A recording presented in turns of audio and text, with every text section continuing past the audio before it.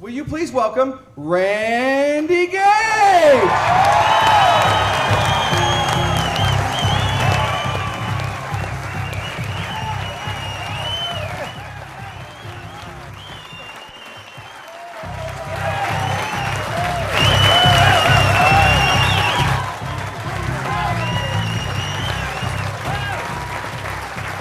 Thank you.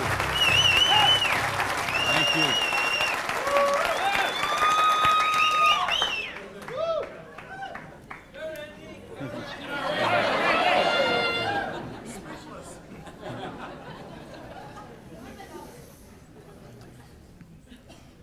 So what do you do when your dream dies? Do you sit down and cry? Do you give it up and let it die? Or do you give it one more try? Let me tell you the way it worked for me. I came to work one morning about 11 o'clock. There were two people sitting in a car waiting for me, and I got there. And see what had happened, let me tell you the preview to this. I had a restaurant, bought it with a partner of mine. We kind of bootstrapped the thing. Didn't really have enough money to start it like we should have.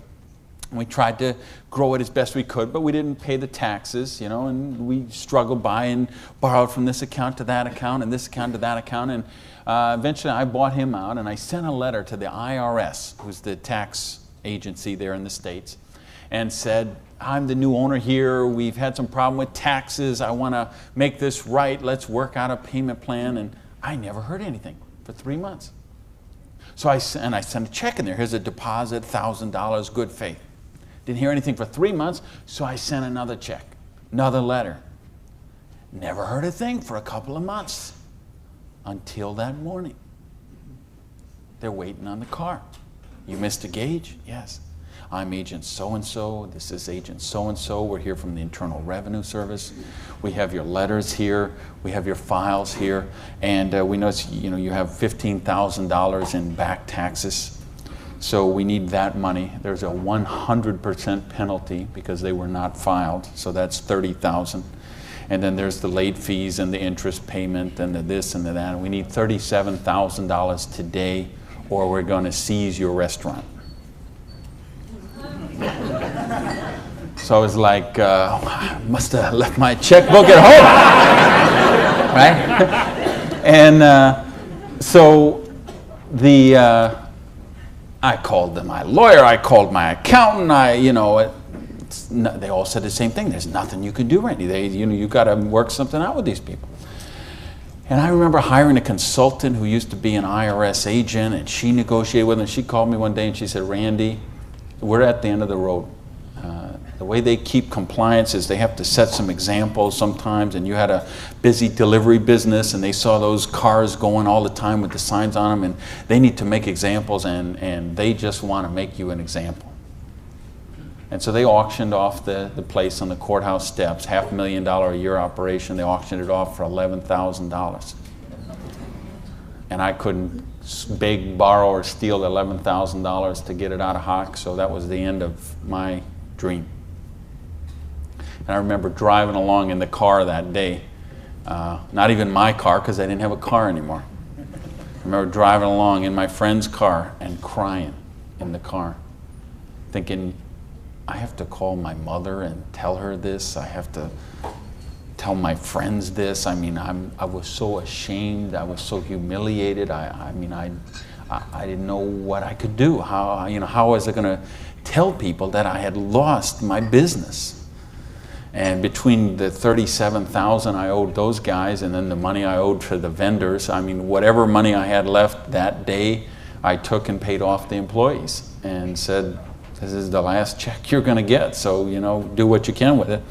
And that left me $55,000 US, $55,000 in debt.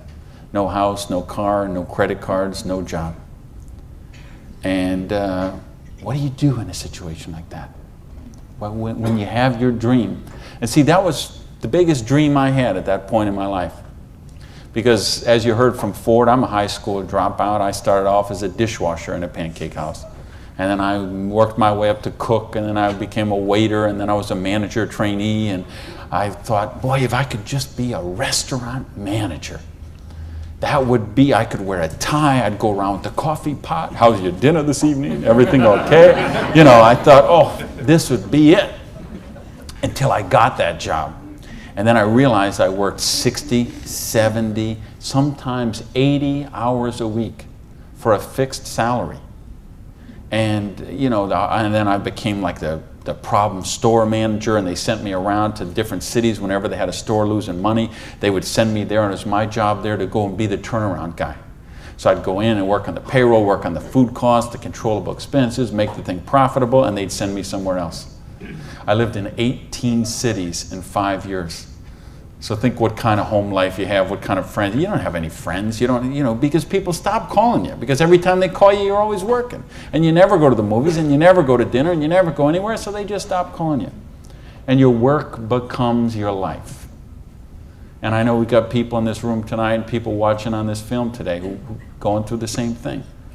We get out of balance. We get so busy chasing our income, we forget about living life. We forget about living our dreams. So anyway, that was my dream. I thought to run a restaurant until I got it. And then I said, wow, this is crazy. I'm minimum wage here. When I divide all these hours I'm working with what I'm doing, I know what I got to do. I need to own my own restaurant. That would be the dream. And that's the great American dream, of course, and back in the States, is you get your own business and you start it up. And so that's what I did. And I saved my money, and I worked hard, and I played by the rules, and I did all the stuff you're supposed to do, and I got that restaurant. Until that day when it all ended like that. And all of a sudden, where do you go when you don't have that dream anymore? And, you know, in my case, I had to back up, and I'll talk about that in a sec, but I don't want to talk about me tonight. I want to talk about you tonight. I want to talk about your dream. And I mean the big dreams, the bold, daring, imaginative ones you had. The ones you had when you were 15 years old, and 18 years old, 20 years old. Because you know what I see people give up on their dreams. And it seems the older we get, the more we give up on our dreams. And you know, talk to any kid who's 15 years old, and they know they're going to have a great car when they grow up, and a great house, and a great job, and a wonderful spouse, and they're going to be rich, and they're going to be successful, and they're going to be an astronaut, or a football star, or a rock star, or whatever, right? There's no limits to what they can dream. And what happens along the way? They get out, they go to school, they get out as 22, 23 years old, all of a sudden they take a job they don't really want. It's not their dream job, but they figure it'll do for right now. And then maybe they find out about another job, and that's not their dream job, but it's a little more money than the last one. And they meet someone along the way, and all of a sudden there's two, and then there's a little baby on the way, and there's another baby, and then there's diapers and formula and braces and all of those kind of things. And all of a sudden they take another job that's 500 miles away, but again, it pays a few $1,000s more a year, so they take that job. And all of a sudden you're 35 years old, you're 45 years old, you're 55 years old, and you forgot about your dreams. That's what tonight is about. I know you heard it's a business opportunity. Nah, it's a dream opportunity. How to get your dreams back. I noticed this because I like sports cars. Some of you all know me. You know, I got a car thing going on. And it's funny, I'll be sitting at the light in one of my Vipers, let's say, and some car will pull up next, and there'll be a guy driving there, and he's got his 2-3 kids in there in the back, and they'll roll down the window, hey, Mr. Viper, man, cool car, man, and, you know, rev the engine up. I can't wait. When I grow up, I'm going to get a Viper. And kids say that to me all the time. I grow up, I'm going to get a Viper. Now, Dad doesn't say that. He's just sitting there behind the wheel, because see, Dad's already grown up. And he figured out he ain't getting the Viper. He's got the minivan. Right? What happened along the way? You know, because, and it's funny, every year they publish the list of the most popular cars. And I see it every year, and it comes out. And I read the list, and it's funny. Now, when I talk to kids, and I talk to a lot of kids, they always like cars. And I'm going to get a Corvette, I'm going to get a Lamborghini, I'm going to get a Ferrari. And then when they publish this list of the best-selling cars, it's Toyota Camrys and Holdens and Mercurys and Ford Escorts and Geo Metros, the broke mobiles, right? These are all cars they make for broke people. You see that? Like the Holdens you got here. Right? And the Toyotas we got there, and the Chevys we got there, and the Buicks we got there. They make those things for broke people. Now, how come when I see the list of the top 10 things, I don't see Ferraris and Lamborghinis and Rolls Royce and Jaguar and Bentley? Because they gave up on their dreams. They said, well, this is the car we got. There's room for the car seat in the back, and we can afford the payments. And they settle for a car. And they settle for a house. And they settle for a job. And they settle for a life of quiet desperation. When they could be living a life of joy, challenge, growth, adventure, and prosperity. That's what tonight's about. I want you to think about, really, here's the challenge I would give you. I want you to think of 5 things you would do, have, or become if money was no object. I mean, really think about this, okay? You don't have to write it down. I just want you to think about it. But think about, if you had Bill Gates' kind of money, if you had Larry Ellison's kind of money, if you were one of these .com billionaires, would you be driving the car you're driving right now that you got here today in? How many people, tell the truth now, if money was no object, how many people would have a different car in the parking lot tonight? Okay. Now, if money was absolutely no object, you had 30, 40, 50, 60 billion dollars, how many people would have a different roof over their head when they went home tonight? How many people have a better wardrobe? Ladies, how many of you would have bigger closets? Right? Yeah. So this tells me something. This tells me you do have dreams and you want to live them, or you wouldn't be sitting here tonight. See, most of Australia tonight, most of New Zealand tonight, most of the United States, UK, everywhere where they're watching this video, most people aren't gathered like this. Most people are sitting on a recliner, rubbing the hair off the back of their head, drinking rancid fermented hops, watching the Idiot Box. 6 hours a day. And this is their life. Monday morning, 6:30, the alarm clock goes off. And they hit the snooze bar. If I could just get 15 more minutes. And they wait 15 more minutes, and they hit the snooze bar again, and they get 10 more. And then they got to get up, and they rush in the shower, and they jump in the car, and they buy their breakfast through a drive-through somewhere, and then they go to a job they don't like or actually hate. 85% of them, a job they don't like or actually hate, and they get through Monday till 5 o'clock or 5:30 or 6 o'clock, and then they go out and they face the traffic going home. They probably get drive-through dinner somewhere, dinner in a bucket to take home to the kids, get in front of the Idiot Box and sit there in a coma till they fall asleep, or they crawl into bed until Tuesday morning, 6:30, it starts all over again. Wednesday, hump day. Thursday, we're almost there. Thank goodness it's Friday. Because you know what Friday means, right?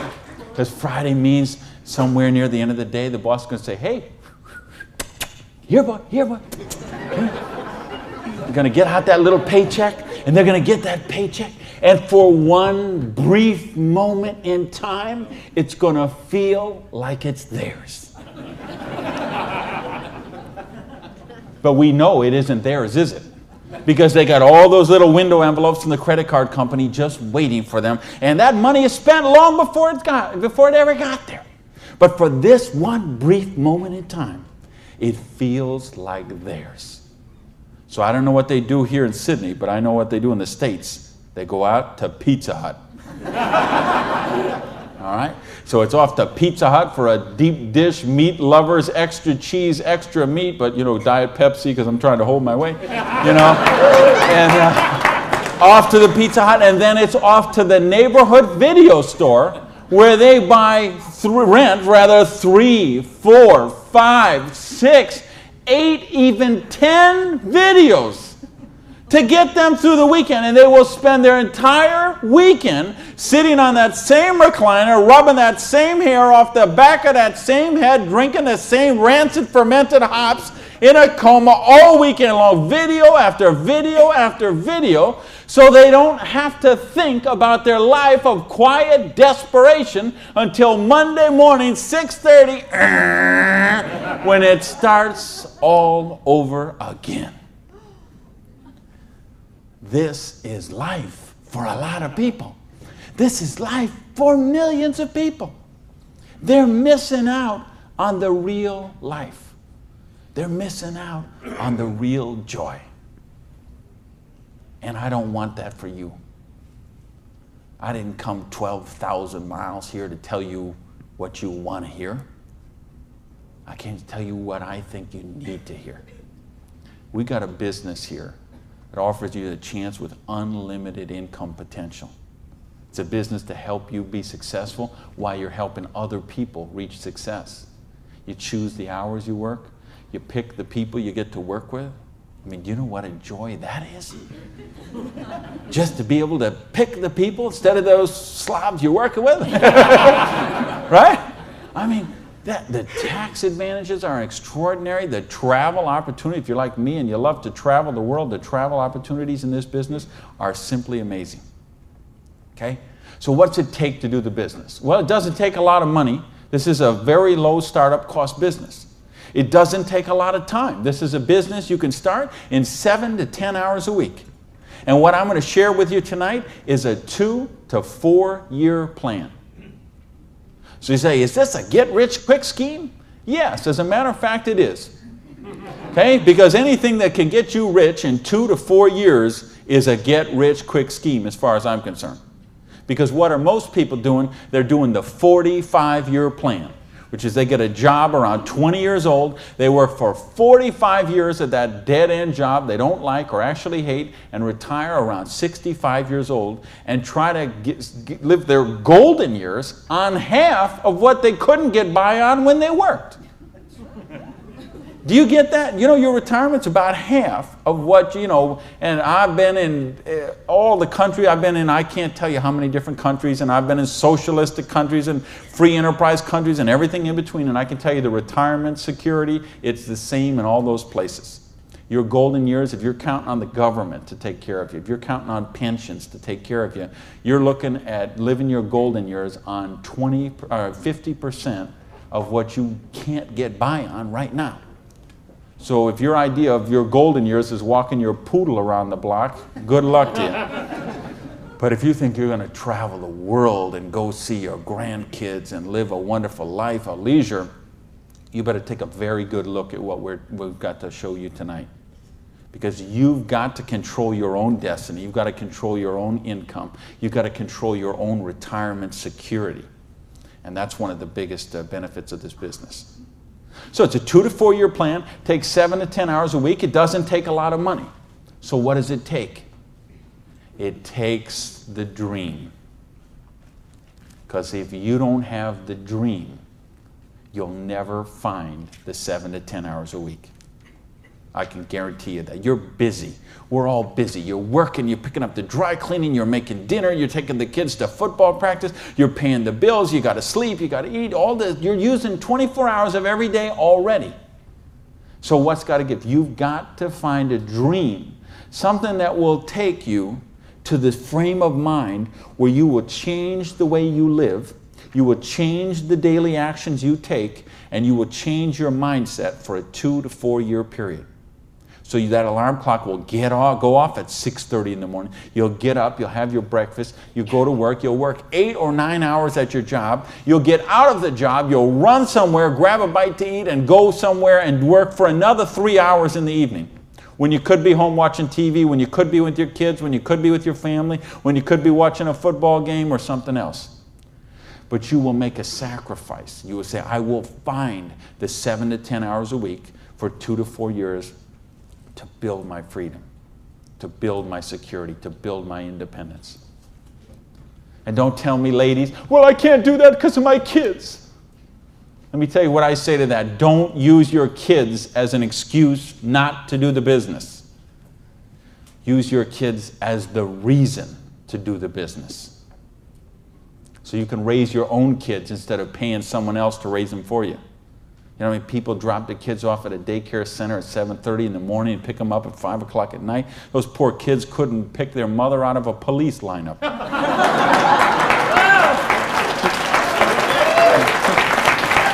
Right? Don't use your religion as an excuse. Let me tell you, I missed a lot of church for a couple of years while I built my business. I was doing meetings on Wednesday nights instead of going to church on Wednesday night. Some Sundays I was in a different city working with a long distance line instead of being at church. But you know what happened? I tithe 10% of every penny I make to my church. And I make a lot of pennies these days. Okay, some Sundays, we seat 800 in my church. You know, some Sundays, they put that basket around and it starts here and it goes all the way down the aisles, all that just like that. And you know, sometimes the check that I put in there equals the checks of 799 other people all added together. That's what missing a few days of church did for me. Gave me time to serve on the board of the church, 2 years as the president, a couple years more as the Blue Ribbon Committee. I've been able to contribute to the church. I've been able to teach a class on prosperity on that. See, I couldn't do that when I was broke. Do you really get that? You can't do these kind of things when you're broke. You can't help your kids when you're broke. When you're so busy trying to pay the bills, you're so busy trying to cover the mortgage, you're so busy trying to pay the rent, you can't live life. And that's not the way life is meant to be lived. I came here because I want you to have an amazing life like I have. And I believe me, I have an amazing life. I live in my dream home. I live on the ocean, okay? I go to bed every night, I hear those waves crashing on the shore. I wake up, I go down, and I got a beautiful car to get into. I have beautiful people in my life. I have wonderful health. Everything is, I make more money every year than I did the year before. I am living a dream that is just wonderful. But I made some sacrifices along the way. And that's what I'm saying to you. Make some sacrifice. Take 2 to 4 years. Make a commitment. When you walk out of here tonight, make that commitment. Not to your spouse, not to your sponsor, not to me, not to yourself. Make a commitment to yourself that you're worthy, that you're worth it, that you will think back. And that's what I want you to really do, is say, okay, what were your dreams when you were 15? What is the house you would live in if money is no object? Do you have a picture of it somewhere that you carry around to fuel you? What is the dream car you want to be driving? Is it a red Lamborghini Diablo, Ferrari Testarossa, Bentley, Viper? What is it? Do you have a picture of it in your wallet? You got a picture of it in your planner? You have a dream board with it up somewhere? You got it up on the mirror in the bathroom? You got it up on the refrigerator in the kitchen? How much time you want to spend with the loved ones in your life? How much money you want to give to charity? I had lunch. Funny, I just got invited to be on the board of directors for the Florida Philharmonic. I'm so honored they asked that, and I'm proud to be a supporter of them. I'm so proud to be a supporter of the opera and the Young Artist Program and all kind of charities. Fascinating thing, though. I had lunch with the guy who invited me to be on the board. He gave $1 million to the Philharmonic this year. $1 million so they can play beautiful music. That's money. That's money with a capital M. That's living a life of dreams. That's living a life of wonder, of joy, of adventure and growth. And that's what I want for you. But you got to know what that is. So please, those 5 things, what would they be? And maybe you're going to give $1 million to your church, temple, or synagogue. Maybe it's you want to take a year off and study ballet. Maybe you want to take 6 months and go on a cruise around the world. Maybe you want to fly in all your family from all over the world and have a reunion. Maybe you want a house in Paris and a house in Hawaii and a house in San Diego and a house in Berlin. I don't know what it is for you, but you have to know what it is. Or nothing I'm going to talk about tonight is going to make any sense to you. You'd be better sitting home watching Survivor, Big Brother, Fear Factor, whatever one of those shows. You could sit watching any one of those shows instead of be here tonight. Because if you're here tonight, you got to know what your dream is. And we can show you. I will draw out on this board. I will draw out a way and show you how you can live those dreams.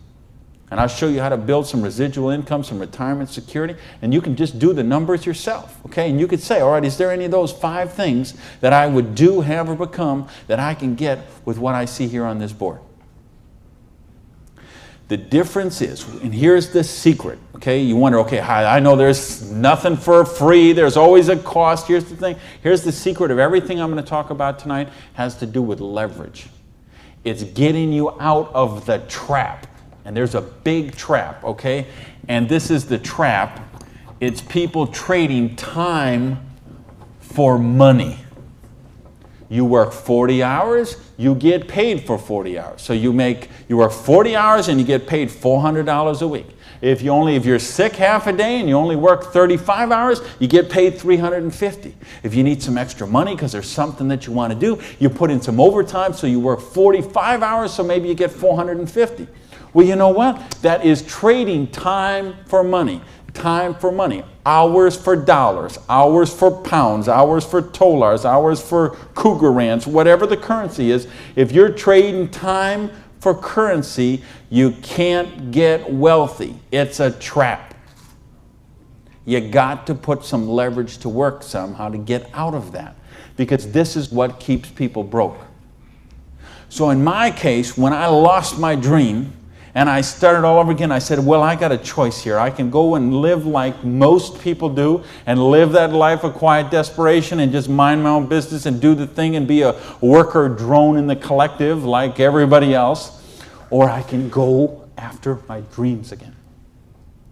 So I began a study of prosperity. Because when you're $55,000 in debt, no house, no car, no credit cards, and you start selling the furniture, things look a little different.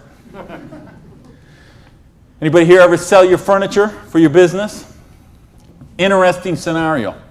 Here's what I found. The end tables, not a problem. Coffee table, no big deal.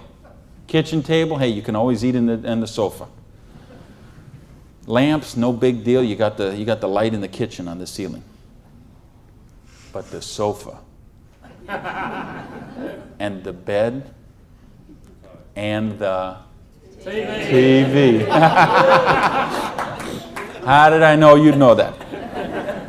The bed, the sofa, and the TV, they gotta be the last to go. Because see, I don't know if you got it here, but what we have in the States, we have infomercials on all night long. So once midnight hits, these infomercials start, and they're all about how to make money. So what do you do when you're $55,000 in debt and you're sleeping, with no furniture and whatever? You sit up all night and you watch infomercials. And then you sleep all day and you're so depressed, and you get up and you read the one ads and you think you don't have bus fare to go to the job interview, and you think how miserable your life is, and you eat macaroni and cheese 3 times a day, which is what I did for weeks and weeks and weeks. So I'd get up, sleep, mope around, eat my macaroni and cheese, and then midnight would start the infomercials. And I remember we had a Vietnamese guy named Tom Vu. I don't know if you ever saw that here, this infomercial. He had one of those courses on how to buy real estate, no money down. So one night, it's 3 a.m., I'm sitting on the sofa. Tom Vu comes on. He says, "You, sitting on the sofa! You, it's 3 a.m. Now I know he's really worried because it's 3 a.m. I'm sitting on the sofa. He said, "You sitting on the sofa at 3 a.m. Your wife's asleep. Your baby's asleep. You are a loser. Nobody cares about you. You a loser. If you don't buy my program, you deserve to be broke.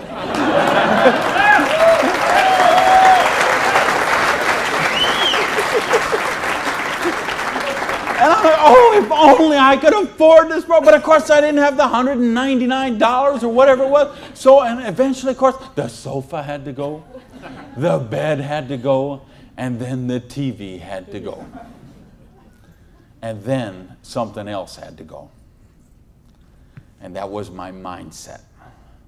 My victim, loser, woe is me, oh, the circumstances are against me. That mindset had to go.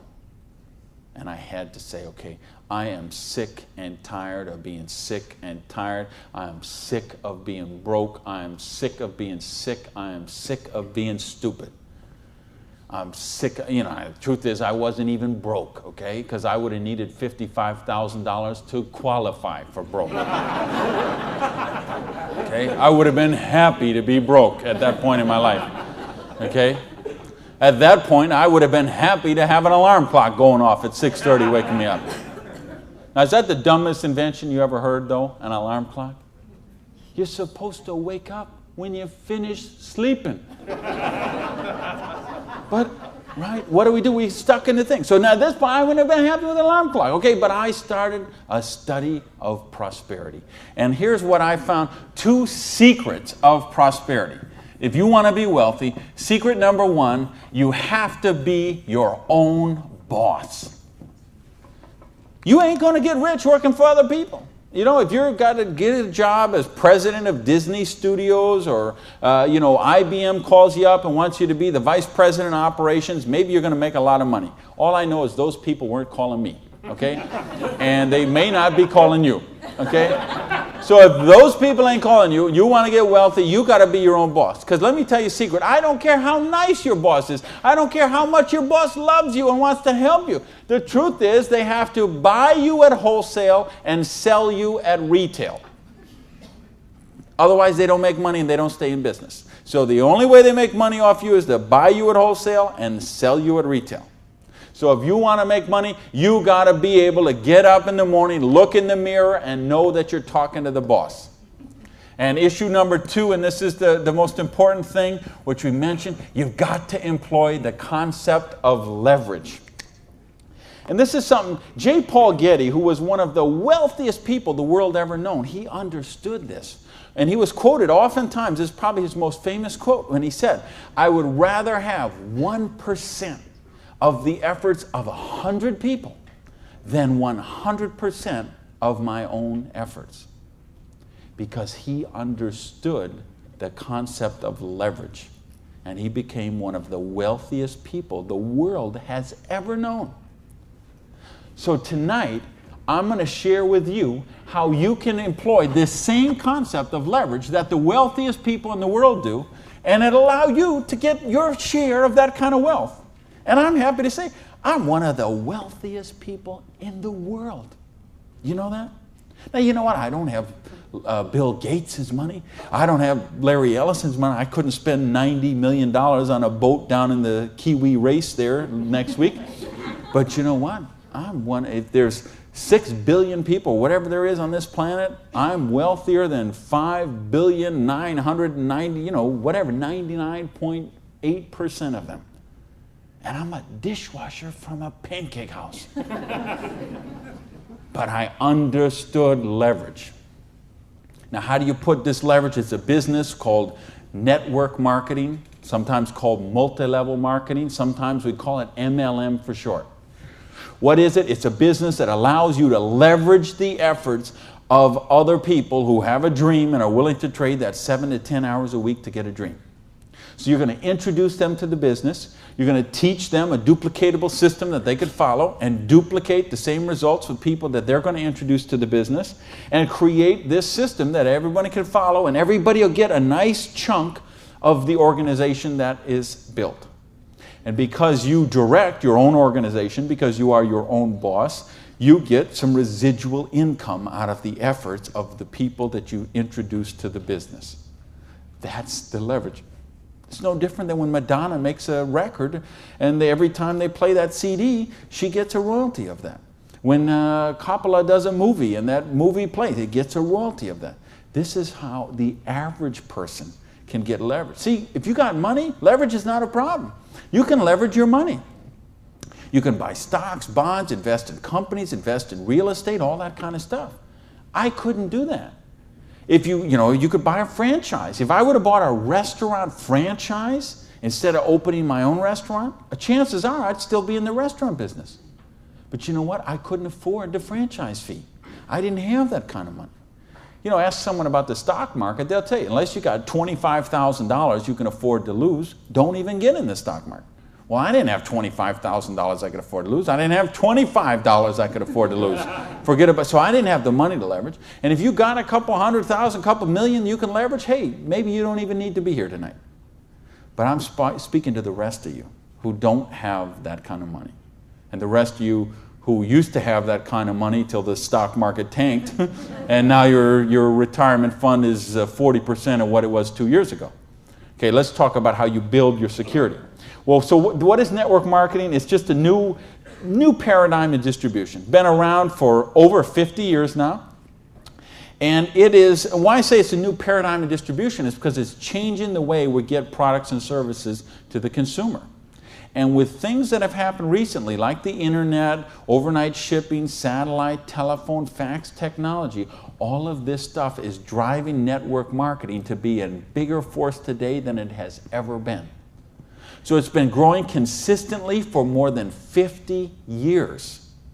There are somewhere between 14 to 16 million people in the network marketing direct selling industry. And it will do somewhere between 70 and 80 billion dollars US this year. So this is a very credible business. And if you've been reading the financial papers the last few years, you've seen it mentioned in the Wall Street Journal, had front page cover stories on Success magazine, Forbes magazine. The mainstream press is really starting to pick up on this. Now, why is that happening? Is because it's the future. It's what has to be, because what has happened in the past doesn't work anymore. In other words, here's how it used to work in distribution. We'd have a manufacturer. They would make a product. They would sell it to a wholesaler who would buy it, resell it to a rack jobber who would buy it, resell it to a retail chain. They would buy it, send it to a warehouse somewhere, sits in a dusty warehouse for 6 weeks, and then it gets transferred by truck, maybe it goes to the store, and then you come in the store and you buy this product. Well, they had to make money, they did. You have all these parasites who were taking money out of your product. I say, why am I calling all those people parasites? Well, it's not that they're not nice people, it's just that made sense 100 years ago. It doesn't make sense today. Because today, we can have a network marketing company manufacture a product and send it direct to a distributor who in many cases is the end consumer, and in other cases is just conversationally marketing the products with their friends, neighbors, and relatives, and we eliminate all these other people in the middle. So look at the difference. This made sense 100 years ago. Something came by boat over here. Maybe it went from California, it went on a ship, came to the East Coast here, and then it was transported across to Australia over to the outback. It was the same thing with us. We used to get stuff from England, and it would land in Boston or New York, and then it would go by stagecoach across the country, and then it went by train, and then it went by truck, and this is the only way it worked. This is all we knew.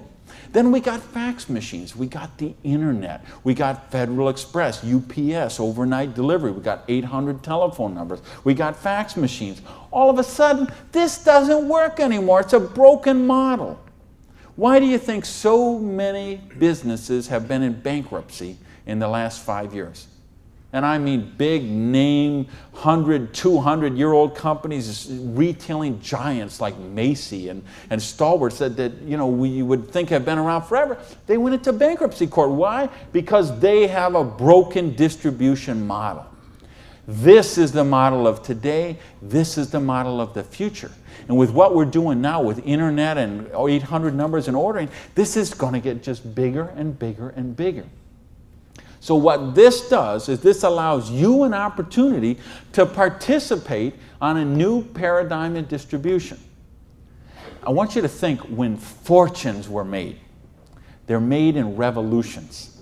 The agricultural revolution made a bunch of rich landowners. The industrial revolution made a bunch of rich factory owners and business owners. If you think of Carnegie, the steel, the Amoco people, the Standard Oil people, the Henry Ford and the Chryslers, and think of all the old money today. It all came from the families we know today. It came from the Industrial Revolution. So now we have the distribution revolution. So what this means is that 50 years, 75 years from now, there's going to be a meeting at a hotel somewhere in Sydney, Australia, and they're going to say, think about the old money today, the Gage money, the Hawkins money, your money, and say that was made in the distribution revolution. Because they saw the power of the internet, overnight shipping, fax machines, 800 number, and how to put all this together into the new paradigm of distribution. This is what we're in right now. And I believe the next 2 years is going to be the biggest years of growth in the history of the industry. And you could be a part of it. Well, your income 40 years from now is going to be precedent on what you do for the next 2 years. Now notice we have all this money that got wasted before. Where did it go? Well, there's two places it goes. Number one, it goes to product research and development. And I'm going to talk about that in just a little bit. And the other place it goes is right here to you, the distributor. The people who actually get involved with the business. All this money that you, because see, sometimes you could go to the store, you could buy a box of cereal for $3.50. The actual cereal, the cost of that cereal might be 40 cents, 35 cents. What is all the rest of that money? It's all this wasted layers of distribution. So see, that isn't necessary anymore. So that money gets freed up, and because you are a pioneer of the industry, because you are somebody with a vision and a dream, and you're willing to trade the 7 to 10 hours a week to get the dream, you're going to cash in about that. I want to sketch out how the business really works so you get an idea how the money takes place and how you can participate in that. I guess, oh, is this? I think this is, I found the secret. You do it a little different here down under. All right, let's talk about how you make money in the business. You, not me, not them, you. How do you make money? Well, you got a dream. You're willing to trade 7 to 10 hours a week for 2 to 4 years to get your dream. So you sponsor in the business. Okay, you make that commitment. Your sponsor says, all right, I'm going to work with you, train with you.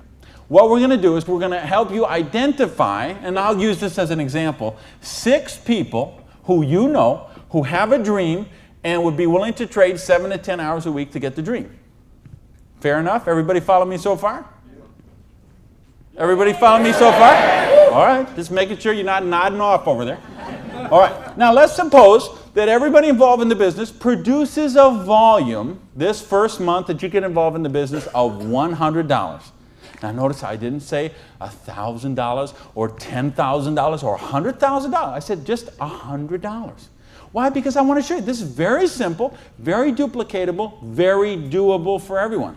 The secret of this business is leverage. We have a lot of people doing a little bit, just 7 to 10 hours a week. So now if you and each of the 6 people you introduce into the business produce a volume of $100 the first month, you'd have $700 worth of volume in your organization, right?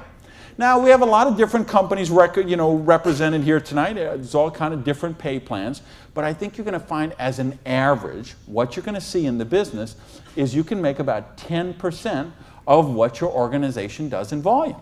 So if you had 6 people plus yourself, everybody did $100, you'd have $700 volume, so you'd make $70 your first month in the business.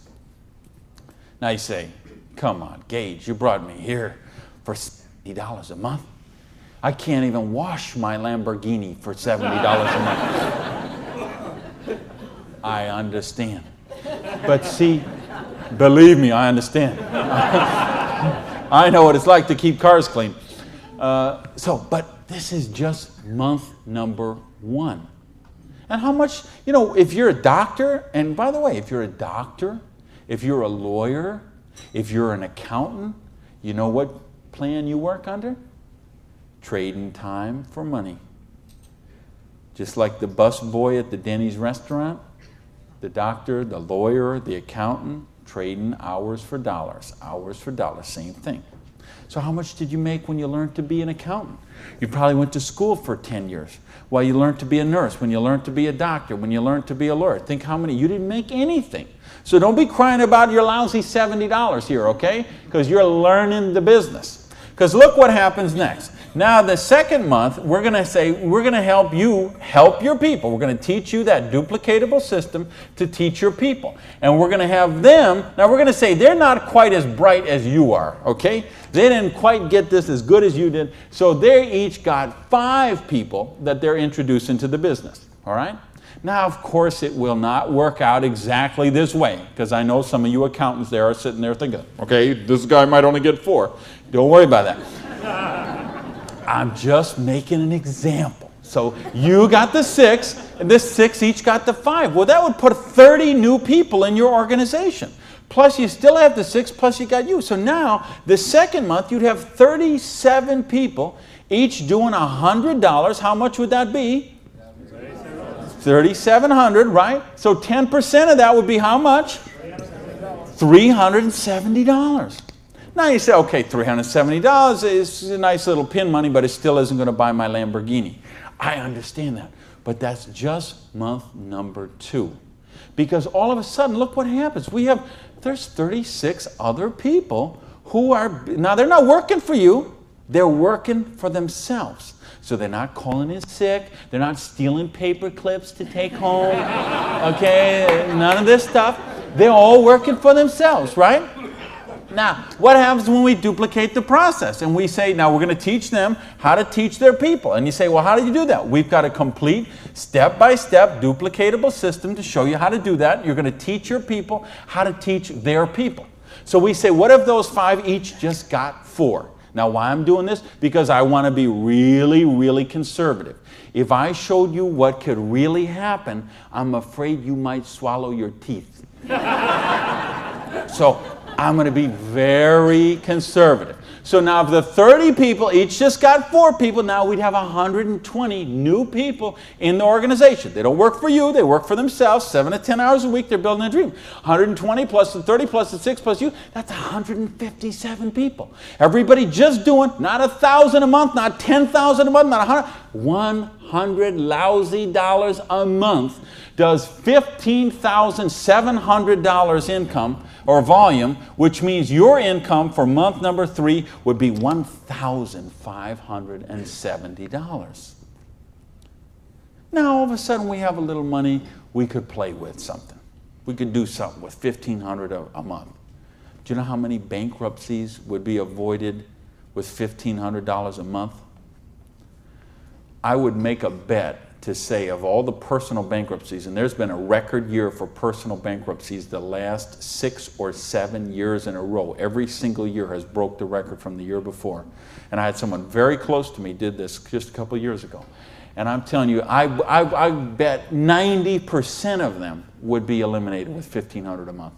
In fact, 90% of them would probably be eliminated with $300 or $400 a month. Just this much, the $370 a month, would help most people that they could just start paying down their credit cards instead of paying those minimum balances every month.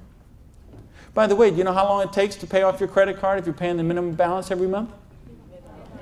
10 years? 20 years? 30 years? 40 years.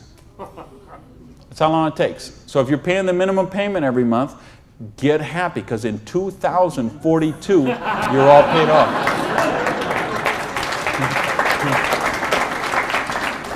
All right, now we're going to go down one more level. Now we're going to say, what if the 4 people each just work with 3 people? Now again, everybody's not going to do it this way. Some are going to do it more, some are going to do it less, but I just want you to see how it works. Now the 120 people each do 3 people. That give us 360 people, plus the 120, plus the 30, plus the 6. This comes to how many? Somebody help me, I'm a high school dropout. 500 and something, 517, is that right? Who's here? Somebody good in math? So 517 times 100 is $51,700 volume in your little business that you got no employees, no office, no overhead. You're running this from your kitchen table or your spare bedroom or your hallway or your closet. and you're doing $50,000 volume a month. Do you understand? We can leave this hotel. We can go down the street, Elizabeth Street. We can go onto Oxford Street. We can go to Liverpool, and we can find shop after shop, beauty salon after beauty salon, store after store, dry cleaner that are not doing $50,000 volume a month. And you're doing it out of a part-time business, 7 to 10 hours a week. Why? Because you're using leverage. Do you get this? Yes. Because, do you really get this? Yes. Because let me tell you a secret. If you get this, you're not going to sleep very well tonight. Believe me, I have spent many a night just laying on the pillow, looking at the ceiling and seeing 6 get the 5, get the 4, get the 3. Okay? If you understand this, now we're talking $5,170 a month. Now you know what? I did that in 4 months. It said 1, 2, 3. What if you didn't do that in 4 months? What if it took you 6 months? What if it took you 10 months? What if it took you 2 years? I told you it's a 2 to 4 year plan. Okay? And I know what some of you are thinking. All right, but what about if this guy here drops out? We got it handled. Okay? We have a thing called dynamic compression, and so we know when someone drops out, we eliminate that volume, we move up the next qualified person, and the whole organization moves up. So we got that covered too. Okay? So, but what if you didn't do this in 6 months? What if you didn't do it in 10 months? What if it took you 2 years? Would it be worth trading 7 to 10 hours a week for 2 years to have an extra $5,170 a month? Yes or no? Hello!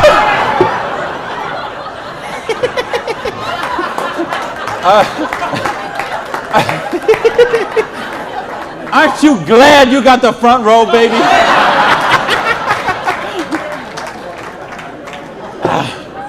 Now, let me get some more water here. And let me ask the question again. Would it be worth trading 7 to 10 hours a week for 2 to 4 years to get an extra $5,170 a month? Yeah! All right. Thank you. That's a little better. That's what I'm talking about. When you get this, when you really get this, you're not going to sleep tonight. Because you see how a dishwasher from a pancake house could become a multimillionaire. You see how a farmer's wife from Utah could make $80,000 US a month. You see how a woman with 2 kids and an abusive husband could leave her husband and become a multimillionaire. You see how people on welfare can build complete financial independence. And they can do it with integrity. They can do it with honor. They can do it with helping other people, giving value, contributing. That's what we got to offer here. So see, now you say, okay, all that sounds good. It looks good, but what's the problem? What is the $100? Well, I told you, remember that whole distribution model? We have all of that money that used to get wasted. Now that goes into product research and development. You will see some of the most cutting-edge, state-of-the-art products in network marketing that you won't see anywhere else in the world today. Some of the best scientific breakthroughs, some of the best health breakthroughs, some of the best wellness breakthroughs, medicine breakthroughs, herbal breakthroughs have been personal care products, environmentally non-toxic, natural products. Some of the most breakthrough products in all of those categories have been brought to the marketplace because of network marketing, because they have the time, the money, the research, the resources to do that kind of research.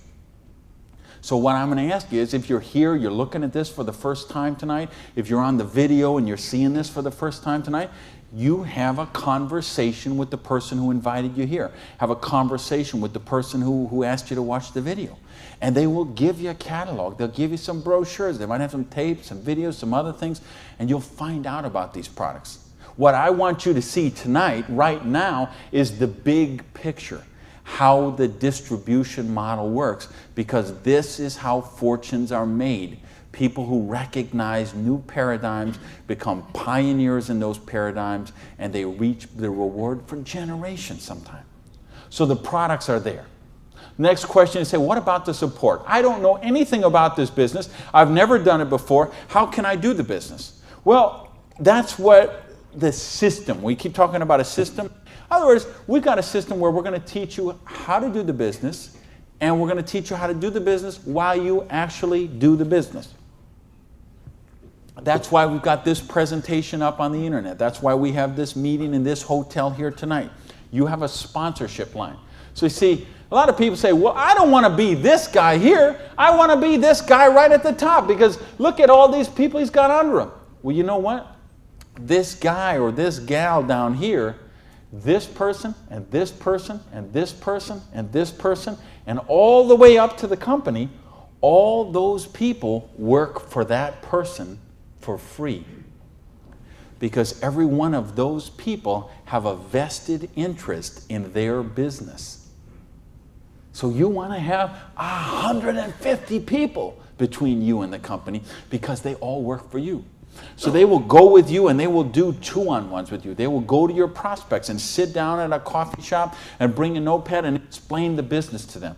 They'll conduct meetings like this where you can bring your people and let them see what the business is about. They'll bring in speakers from all over the country and sometimes all over the world. So your prospects can see and meet and learn from some of the most successful people in the business.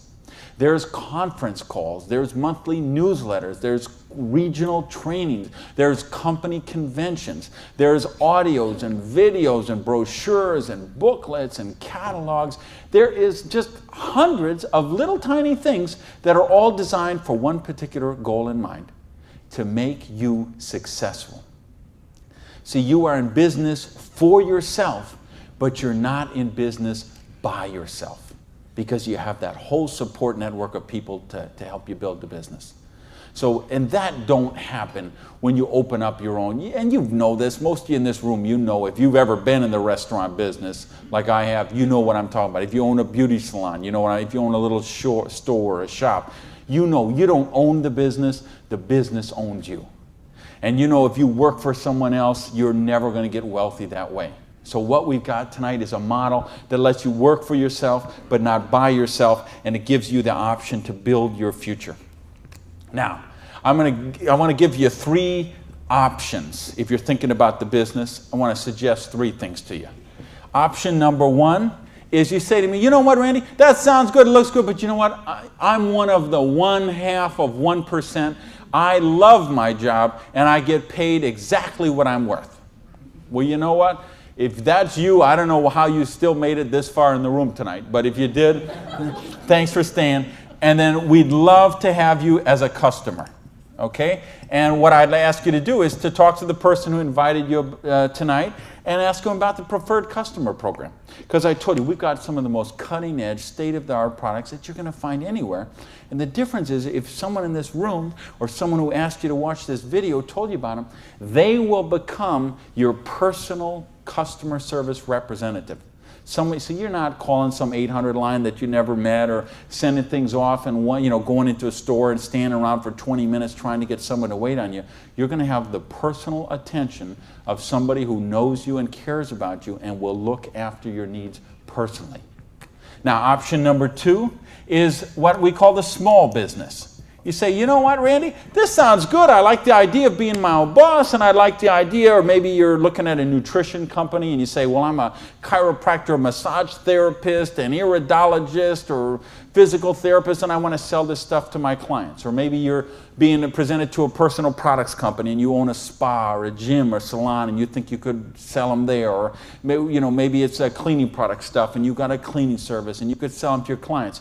Well, if you're looking to just kind of use the products yourself, buy them at wholesale, and then conversationally market them to your friends, neighbors, and relatives, that's a small business. And if you want to make a couple $100 to a couple $1,000 a month, the small business option would be the one for you. Now, there's one more option, and that's the big business option. Okay? And that's the stuff that we're talking about right now. Meaning, you're not looking just to retail a couple products to a friend. You want to build complete financial independence. You got a dream.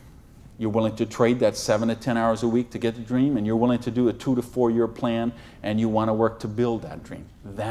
You want to build an organization like this. That's the big business option. If you're looking for financial independence, then that's the option for you.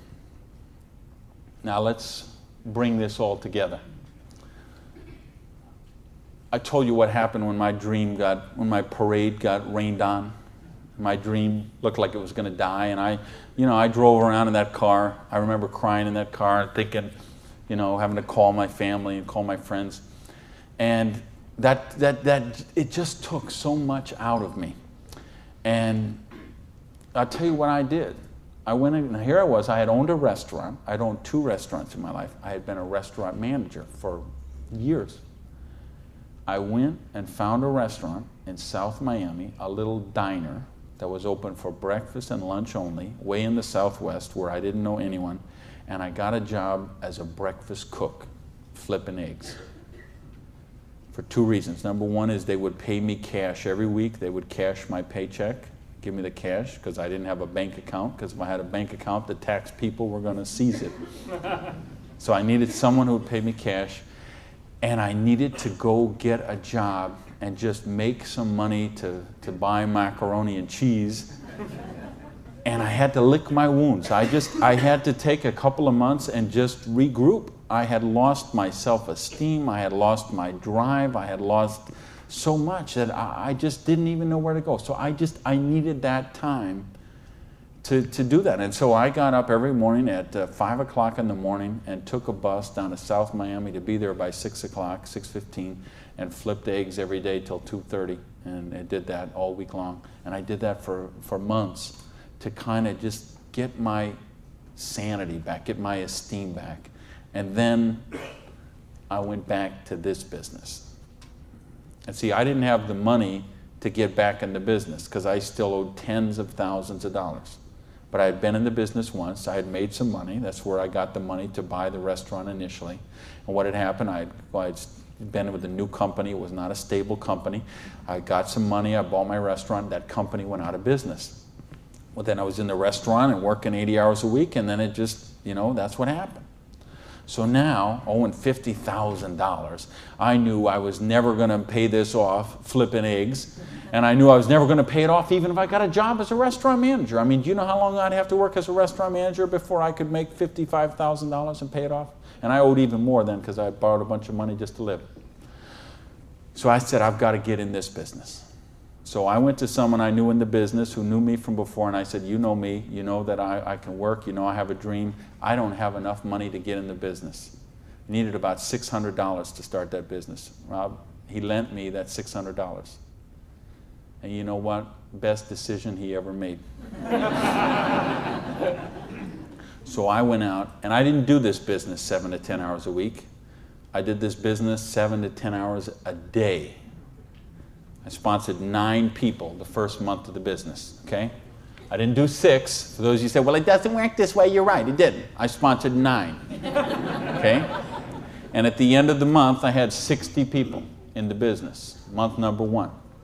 Month number 2, I sponsored 2 more people, so that's a total of 11.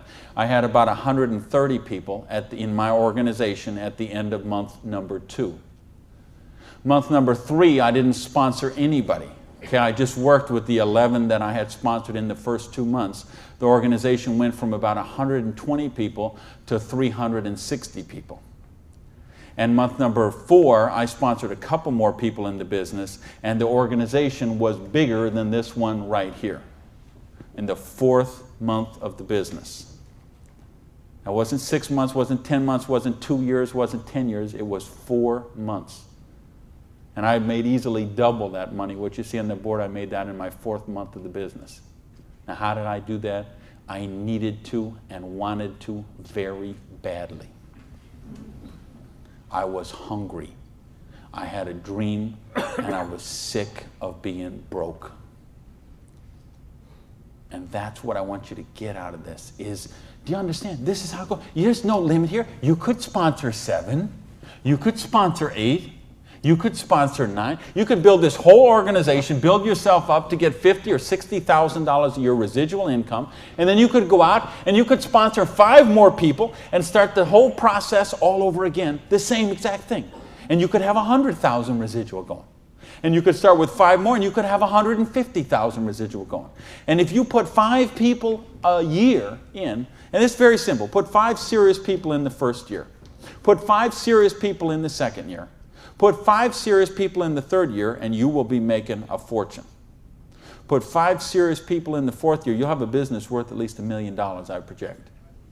Put 5 more the next year, and you're going to have a business worth a couple $1 million in 5 years. Why? Because we got residual income here. You're building leverage. You're getting this going. And that's what I want you to get. You know, and now I've been able to help people all over the world. I told you guys the platinum people. I talked in the reception about the 3 kids from Norway who came to a program I did in 1998. And they're all multimillionaires now, all 3 of them. Number 1, number 2, number 3 payout in their company.